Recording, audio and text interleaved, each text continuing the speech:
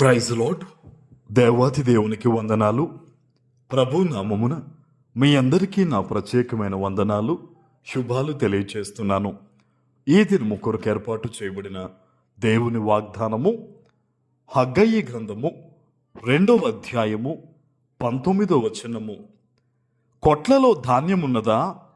ద్రాక్ష చెట్లైనను, అంజూరపు చెట్లైనను, దానిమ్మ చెట్లైనను, ఒలీవ చెట్లైనను ఫలించకపోయిన గదా?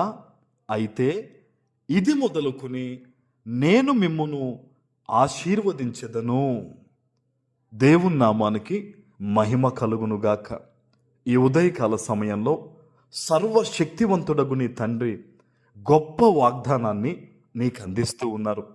ఆయన అంటున్నారు, కొట్లలో ధాన్యము లేదు కదా, ద్రాక్ష చెట్లు ఫలించలేదు కదా, అంజూరపు చెట్లైనను, దానిమ్మ చెట్లైనను, ఒలీవ చెట్లైనను ఫలించలేదు కదా అని దేవుడు నీ స్థితిగతులను బట్టి మాట్లాడుతూ ఉన్నాడు. ఈరోజు ఎంతోమంది బిడ్డలు వారి జీవితము ఫలించకపోయినను, వారి ఇబ్బందులు పడుతున్నను కూడా నమ్మకంగా యథార్థంగా జీవిస్తున్న వారు ఉన్నారు.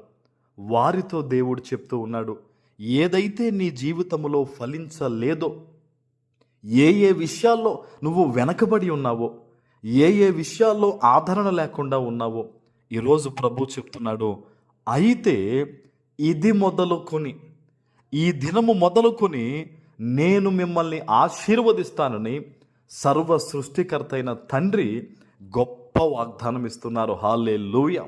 ఈరోజు ఎంత గొప్ప వాగ్దానము మీ జీవితంలో నెరవేరి అన్ని విషయాల్లో మీరు ఆత్మీయంగాను సమృద్ధిగాను ఫలించుదురుగాక.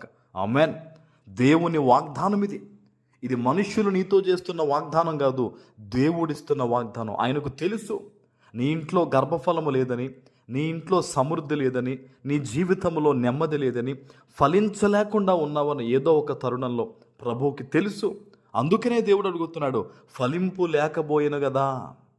ఈరోజు కొంతమంది వారి జీవితంలో ఫలింపు లేకపోయినా అన్నీ ఉన్నట్టుగా ఏం చేస్తున్నారు, కొన్ని అలాగ బయలుపరుచుకుంటున్నారు అబద్ధాలు.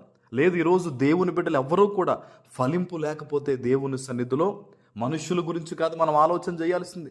మనుష్యులు మన దగ్గర లేదంటే వారు మనల్ని రానివ్వరేమో, పట్టించుకోరేమో, లెక్క చేయరేమో అని లేని దానిని ఉన్నట్టుగా నువ్వు పలకకూడదు. నీకు ఏదైతే లేదో, ఏదైతే కావాలో అది యథార్థంగా దేవుని సన్నిధిలో మనం చెప్పాలి. అయ్యా, ఇది నాకు కావాలయ్యా, ఇది జరిగించండి అయ్యా, ఇందులో ఫలింపు ఇవ్వండి అయ్యా, ఈ రకంగా దీవించండి అయ్యా అని మనుష్యుల కొరకు కాక నీ దేవుని కొరకు నీవు జీవిస్తే, నువ్వేం చేస్తున్నో మనుష్యుల నిమిత్తము గాక దేవుని నిమిత్తము నువ్వు చేస్తే, ఏదైతే ఫలింపు లేకుండా నీ జీవితం ఉందో, ఈరోజు సర్వ సృష్టికర్త నీ తండ్రి నీకు చెప్తున్నాడు, ఇది మొదలుకొని నేను మిమ్మల్ని ఆశీర్వదిస్తాను. హల్లెలూయా. దేవుడు ఖచ్చితంగా దీవిస్తాడండి.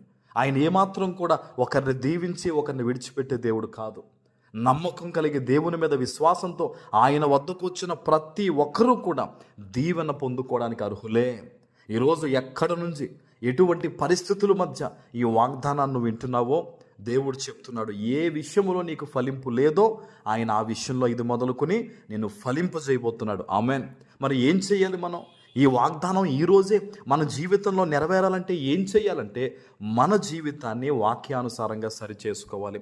ఏదన్నా తెలిసి తెలియక పొరపాటు పాపము చేసి ఉంటే ఈరోజు వెంటనే మనం ఒప్పుకొని విడిచిపెడితే గనక దేవుడు చెప్పాడు, అతిక్రమములు దాచిపెట్టువాడు వర్ధిల్లడు, ఒప్పుకొని విడిచిపెట్టినవాడు కనికరాన్ని పొందుకుంటారని.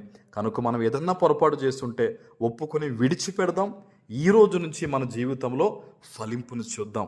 ఈ వాగ్దానం మీ జీవితంలో నెరవేరునుగాక. ఆమేన్. ప్రార్థన చేసుకుందాం. పరిశుద్ధుడు అయిన మా తండ్రి, మీకు వందనాలు. ఈ ఉదయకాల సమయంలో మీరిచ్చిన గొప్ప వాగ్దానము ప్రతి బిడ్డ జీవితంలో నెరవేర్చి స్థిరపరచమని యేసు నామమును ప్రార్థిస్తున్నాను తండ్రి. ఆమేన్.